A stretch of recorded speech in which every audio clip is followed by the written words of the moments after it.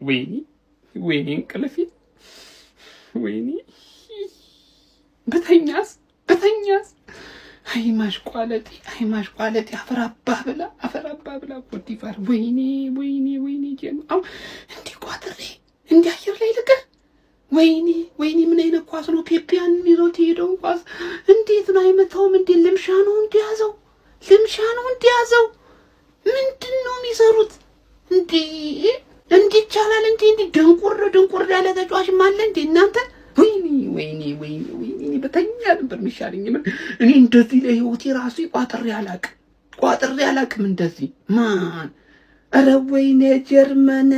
ወይኔ ጀርመን ታጋሽ ቡድን እኮ ሲኖርህ እንዴ እኮ ነው በቃ በትዕግስት ጠብቀው ይሄው 90 ሲደመር ላይ እድላቸውን አገኝ አይ አንዴ አይ ወይኔ ኮዲፋር አፈራባታችሁ ይበላችሁ ካበላሻችሁት ኳስ አንፃር ይበላችሁ ወይኔ አፍሪካ ባልቋጥርስ የከሸፈ ቡድን ወይኔ አይቨር ኮስት ወይኔ ኮት ዲቮር አሳዛኝ ተሸናፊ 94ኛ ደቂቃ ፈርስት ሃፍ እየመሩ ማኑ ምርጥ ቡድን ያንዱ ማንድ የሚባለው ሰው የራሱ ማኑ ገና ኳስ ሲይዝ እንዴት እየተሯሯጡ ደብል አፕ እና ትሪፕል አፕ ለማድረግ እንደሚመጡበት ፈርስት ሃፍ አግብተው ወጥረው ነበር። ከዛ ኡንዳፍ የሚባል ሰይጣን 60 ደቂቃ ላይ ተቀይሮ ገባ 68 አቻ አረገ።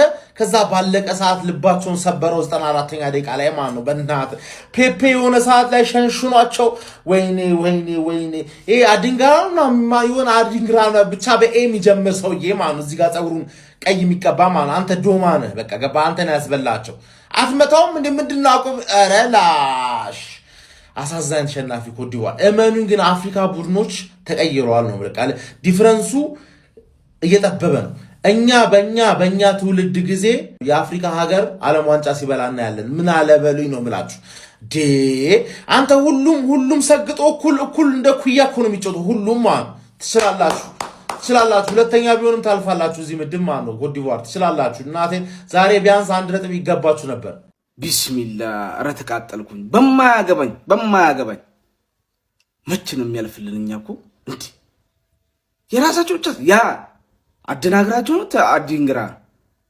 ፈረስታችሁ እንዴ በታክሲ እኮ ያስብር መንገድ ያን ኳስ ያለቀ ኳስ ሰጥቶት ያንኛው ደግሞ እኔ በህቱ የተነሳ ወድጀው ነበረ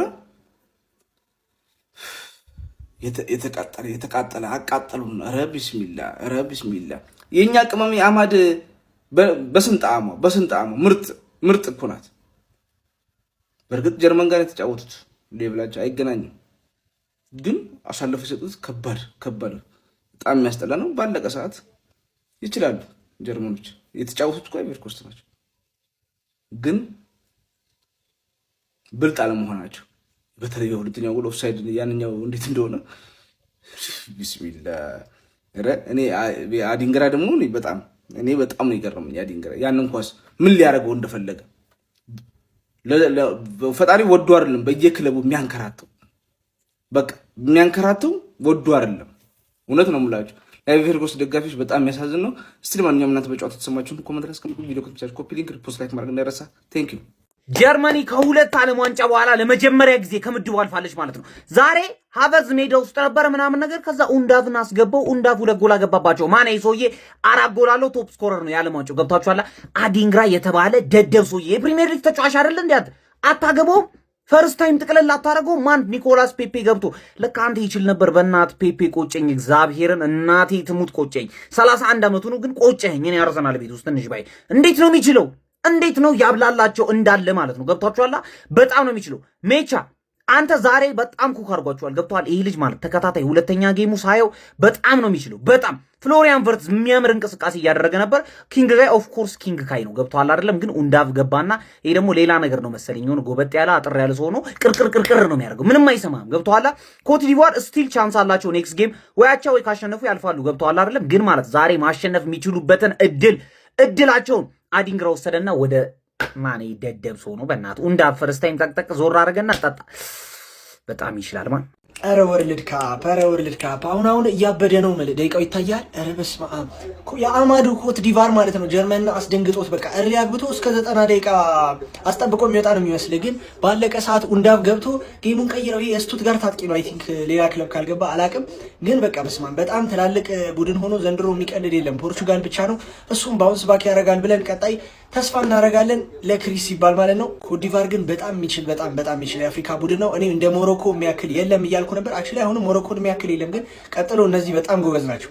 ጀርመኒ ግን ማለፉን አረጋግጧል። ይመቸው። ፈጽሞ ይሄ ውጤት አይገባትም ነበር ለአይቮሪ ኮስት ሀቢቢ አሳዛኝ ተሸናፊ። እኔ እንጃ በዚህ ደረጃ አልጠበቅኳቸውም ነበር።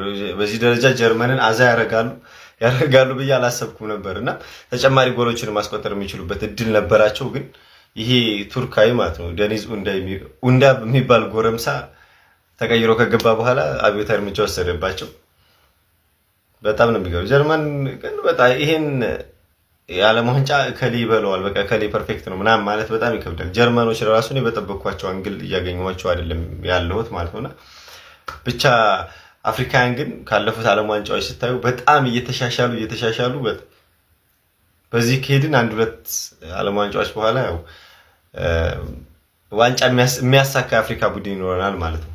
ሞሮኮን እያያችሁ ነው ይሄኛውን ቡድን ምናምን ብቻ እስኪ ሐሳባችሁን ኮሜንት ላይ አስቀምጡልኝ። ይመቻችሁ። ነው ኮት ዲቫር ምን ነው እንደ ሀገር እኮ ነበር እንደ አህጉር ነበር እኮ ስንቋጥር የነበረው እንደ አህጉር ማን እኔ ሁለተኛ የአፍሪካ ሀገርማ ሁለተኛ ፈርስታፍ እንደዛ የሚገርም ፐርፎርማንስ ከነ ማዱዋኬ ሁላ ገብቶልሽ ዛሬ ማንዬ ወጥረሽ ነበር እኮ ፈርስታፍ ልክ እንደ ሴኔጋል። ሁለተኛ ግን በፈርስታፍ የአፍሪካ ሀገር ካመንኩ ሞቻለሁ። በቃ እኔ ፈርስት አሳምናችሁኛል እኮ እቺ ከዚህ ከአፍሪካ ሄደችው አህጉር ነች እያልኩኝ አገር ነች እያልኩኝ ምን ነው በእናትህ ምን ነው ይሁን የኔዎች ከምድብሽ ታልፊያለሽ አይደል ታልፋለሽ። ይቋረሩና ያቺ የተመታች 6 ጎል ያዘነበችባት ጀርመን 6-7 ጎል ያዘነበችባት ጀርመን መሄዳቸው አይቀርም። ታልፊያለሽ እንወጥራለን። ከምድብሽ እንኳን ካለፍሽ ቀጣይ አይታወቅም የሚፈጠረው ነገር። ወይኔ ኮት ዲቫር በምን ተሸነፈች ካላችሁኝ ጥቁር ስለሆነች ነው የተሸነፈችው። ጥቁር ስለሆነች ምን ማለት መሰላችሁ? የበታችነት ስሜት ይሄ የቀኝ ግዛት የተገዥነት ስሜት ውስጣቸው ስላለ ነው እንጂ አሸንፈው ነበር። ዛሬ ማን ነው ካላችሁኝ ደግሞ እንደዚህ ብሎ ኳስ የሚያይ እንዲህ ብሎ የሚጫወት አንድ አዲንግራ የሚባል ተጫዋች አለ። እሱን ያስበል በቃ ይሄ ሜንታሊቲ የበታችነት በቃ እሱን ያስበላችሁ ልንገር። ኧረ በስመ አብ። ለማንኛውም ቴሌግራም ቻናላችንን ግን እየገባችሁ እየበላን ነው። ሮሎቨር ልንጀምር ነው ደግሞ ሮሎቨር 2 ወር እያደረግን ሮሎቨር ለ7 ቀን የሚቆይ ስለምንጀምር መሳተፍ የምትፈልጉ ሰዎች በሙሉ ከስር በማስቀምጠው የቴሌግራም አድሬስ እየገባችሁ ሁላችሁም ቻናላችንን ተቀላቀሉ። አደራ እንዳያመልጣችሁ። ደግሞ በኋላ አልሰማሁም እንዳትሉ ኮፒ ሊንክ አድርጉና አድርሱላቸው ለሚፈልጉ ሰዎች በሙሉ። ልምጣ ወደ ጨዋታው። አንድ ትልቅ እንስሳ እንዲህ እየሮጠ ያለ ትልቅ እንስሳ ልቡን ስበ ስታወጣው ምንድነው የሚሆነው? ይወድቃል ማለት ይሞታል።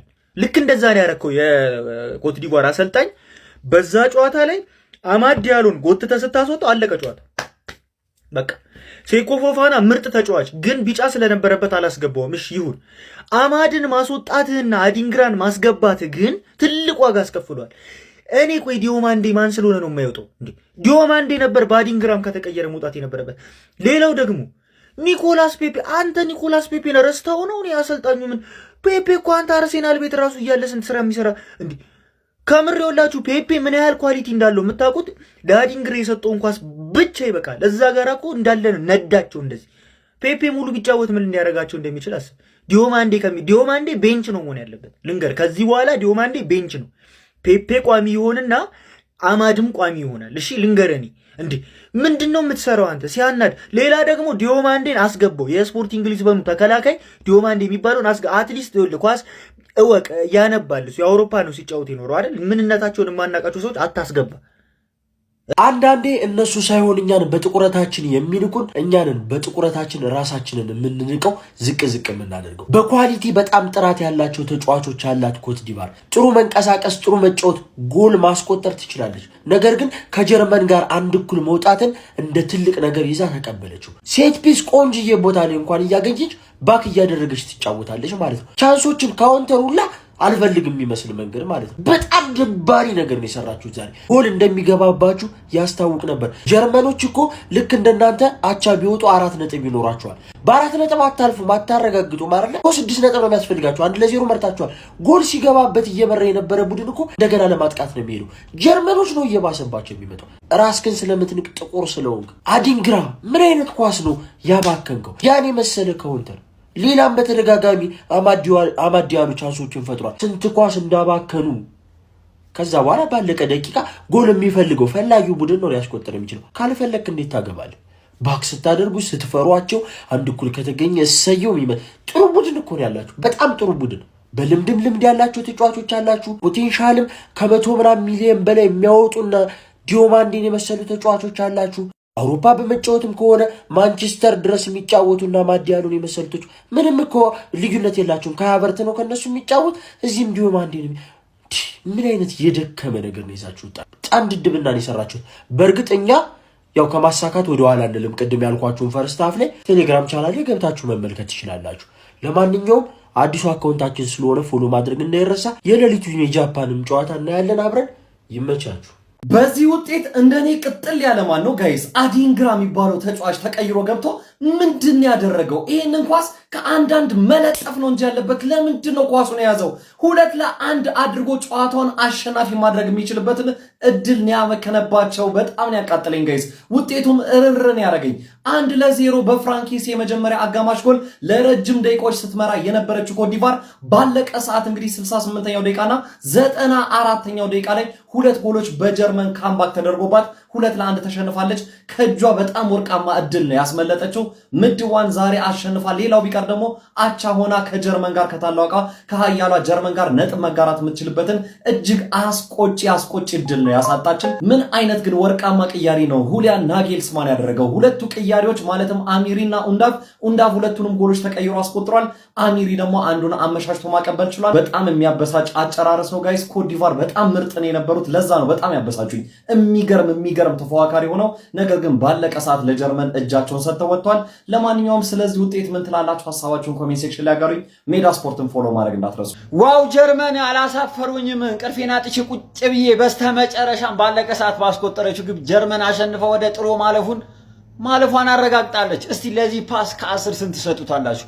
ለጎሉ ሳይሆን ለዚህ ፓስ ቶሎ በሉ ከ10 ስንት ትሰጡታላችሁ? ኮመንት ላይ ፎሎ ኮፒ ሊንክ ማድረግ እንዳይረሳ። ጀርመን ይመቻት። አረ እድል አይቬሪ ኮስት፣ አረ እድል አይቬሪ ኮስቶች የተሸነፉት ሽንፈት ልብ ሰባሪ ሽንፈት፣ አስቀያሚ ሽንፈት።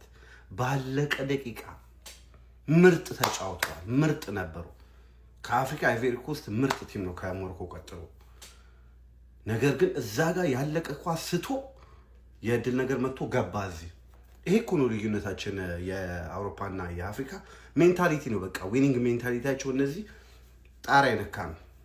that's what happens winning mentality wins today። እዛ ጋር አዲንግራ የሚባለው ልጅ ባዶ ጎል ቢመታት የምትገባ ጎል ነው የሳተው። ነገር ግን አይቬሪ ኮስቶች እንግዲህ ተስፋ አላቸው ስቲል።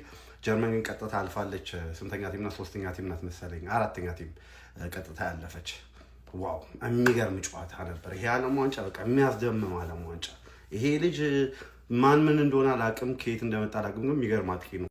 አቡ ተቃጠሉ፣ የስራችሁን ይስጣችሁ። በስመ አብ ምን አይነት ኳስ አባክናችሁ ነው የተሸነፋችሁት? ባለቀ ሰዓት መከላከል ያንን የመሰለ ክፍተት ትፈጥሩለታላችሁ።